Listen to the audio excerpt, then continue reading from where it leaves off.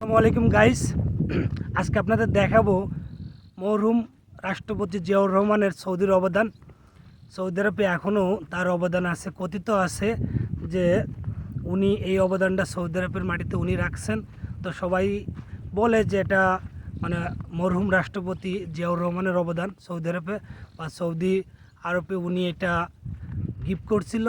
তো আপনাদের আজকে সেটাই দেখাবো যে আমাদের রাষ্ট্রপতি মরহুম জিয়াউর রহমান কি উপহার সৌদি আরবকে দিছিল।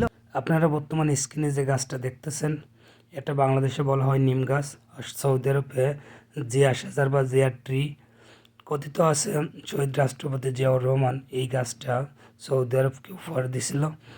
আপনার যেহেতু সৌদি আরবের মরুভূমি একদম উস্কো মরুভূমি, তার জন্য অন্য কোনো গাছ জীবিত থাকতে পারে না। নিম গাছ শত শত বছর ধরে জীবিত থাকে। কথিত আছে এই গাছগুলা আপনার শহীদ রাষ্ট্রপতি জিয়াউর রহমান সৌদি আরবকে গিফট করছিল। আসলে কতটুকু সত্য তা এখন যাচাই করতে পারিনি। কথিত আছে এই গাছটা জিয়াউর রহমান সৌদি আরবকে গিফট করছিল। তো আপনারা জানলে অবশ্যই কমেন্টসে জানাবেন, যেহেতু লোকমুখে শোনা কথা তাই আপনাদের ভিডিওটা দিলাম। এটাই হলো শহীদ রাষ্ট্রপতি জিয়াউর রহমানের সৌদি আরবকে গিফট করা গাছ। তো কথিত আছে এই গাছটার নাম সৌদি আরবে সবাই বলে জিয়া শেজার বা জিয়া ট্রি, অর্থাৎ মানে জিয়াউর রহমানের নামের প্রথম যে মানে জিয়া, তার জন্য এই গাছটাকে সৌদি আরবের জিয়া ট্রি বলে বা জিয়া শেজার বলে। তো এই গাছটা হলো নিম গাছ। তো সবাই বলে এই নিম গাছটারে জিয়া শেজার বা জিয়া ট্রি।